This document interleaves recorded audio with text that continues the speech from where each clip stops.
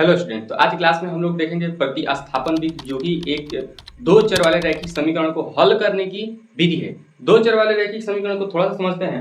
मतलब जैसे कि यहाँ पर x plus 4 is equal to X by 2 plus 7। अगर ऐसा समीकरण आपको दिखाई देता है कि एक चर में है, वजह क्योंकि आपको दिख रहा है कि x क्या है, एक ही है, यानी कि एक चर दिख रहा है। चर राशि को आपको पता होगा, चर यानी ABCD एक्स वाई जेड आदि सब क्या है, चर राशि होते हैं। और अचर जैसे है, क्या है, कोई नंबर होता है, यानी 1 2 3, ये सब क्या है, अचर है। तो इसका अचर का मतलब इसका मान नहीं बदलता है, लेकिन इसका मान समय समय पे बदलता रहता है। तो उसी प्रकार से इसमें केवल एक ही चर है, कौन, x। अगर इसमें दो शामिल कर दे, जैसे कि हमने लिखा 2x प्लस 3y बराबर 4। यहाँ पर देखिए x को भी शामिल किए और 2 को भी शामिल किया, और ये हमारा समीकरण, इसी को कहते हैं दो चर में रैखिक समीकरण।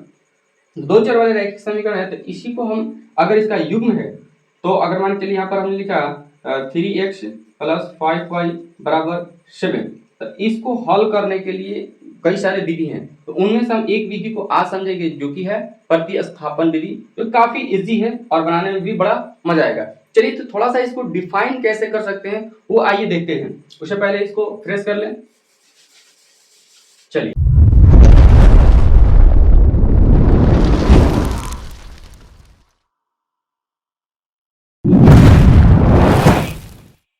देखिए, यहाँ पे प्रतिस्थापन विधि कह रहा है। आपको थोड़ा सा धुंधला दिख रहा होगा क्योंकि पेन जो है काफी डार्क नहीं चल रहा है। कह रहा है कि एक चर का मान दूसरे चर के पद में व्यक्त करके रैखिक समीकरण युग्म को हल करने के लिए प्रतिस्थापित किया जाता है। इस विधि को प्रतिस्थापन विधि कहते हैं। यानी कि कह रहा है कि एक चर को दूसरे चर में बदल देना। जैसे हमने लिखा, फॉर एग्जाम्पल है ये, पहला ले लेते हैं x प्लस वाई बराबर 7, और एक और रैखिक समीकरण चाहिए 2x प्लस 3y बराबर 9।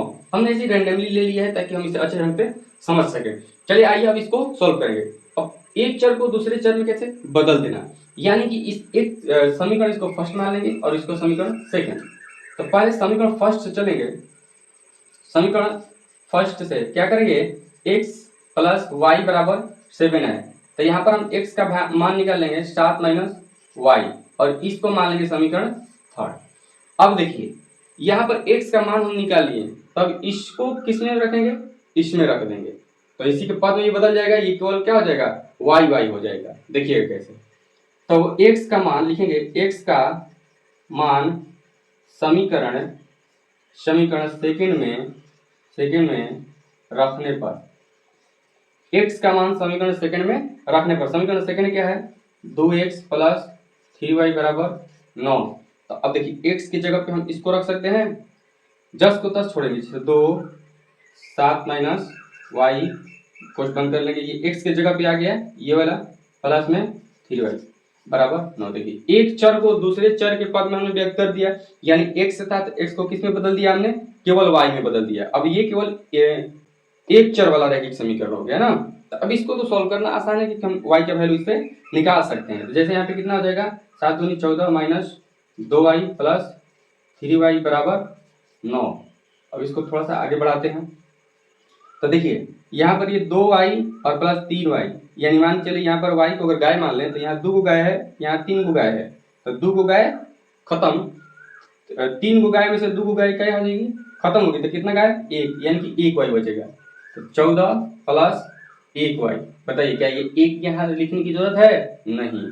अगर 1 नहीं भी रहेगा तो हम क्या समझेंगे, ये y 1 ही है।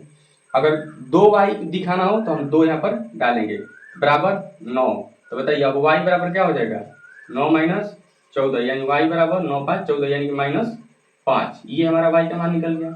अब y का मान रख देंगे, y का मान समीकरण 3 हमने मान रखा है, 3 में रखने पर, y का मान समीकरण 3 में रखने पर, तो समीकरण 3 क्या है हमारा, देख रहे हैं यहाँ पे x बराबर 7 माइनस वाई, तो x बराबर 7 और y की जगह पे क्या रखेंगे, माइनस 5, या माइनस का माइनस, y की जगह पे माइनस 5, तो x बराबर 7 माइनस क्या हो जाएगा, 7 माइनस और माइनस क्या हो जाएगा, प्लस 5, तो x बराबर क्या हो जाएगा हमारा 12, और ये हमारा क्या निकल गया, एक्स वाई का मान निकल गया। अब हम खुद जांच सकते हैं कि एक्स वाई किस तरह से हमारा मान सही है या फिर गलत है, क्योंकि हम जांच कराना होता है ना, तो क्यों ना हम खुद जांच कर ले, ऐसा कुछ पता होना चाहिए ताकि हम कंफर्म हो कि हमारा आंसर क्या है, सही है, डाउट ये जरा सा भी ना रहे। आइए देखते हैं, हमारा समीकरण कह रहा है कि x प्लस वाई बराबर क्या है, 7 है। अगर इसको फॉलो कर लेगा, समझिए इसको भी फॉलो ये कर लेगा, हम x y का मान इसमें रखेंगे। आइए रखते हैं, थोड़ा सा जांच के तौर पे। इधर आपको दिख रहा होगा, उधर थोड़ा सा लाइट पड़ता है, ये समझ में आ गया। चलिए ये एक एग्जांपल, इसी प्रकार से जितने सारे आपके 3.3 के क्वेश्चन देखेंगे ना प्रश्नावली क्लास 10 के मैथ, तो ये इसी पे आधारित है टोटल। ये आप चाहें तो बना सकते हैं आसानी से। चलिए हम बात करेंगे, थोड़ा सा इसको जांच लेते हैं। समीकरण क्या है हमारा, x प्लस वाई बराबर 7। तो x की जगह पे क्या है 12 प्लस y की जगह पे -5 बराबर 7। तो 12 प्लस माइनस -5 बराबर 7, 7 बराबर 7, यानी अगर आ गया तो समझिए कि आपका ये वैल्यू क्या है, सही है। चलिए तो मिलेंगे हम लोग नेक्स्ट क्लास में नेक्स्ट विधि के साथ, तब तक के लिए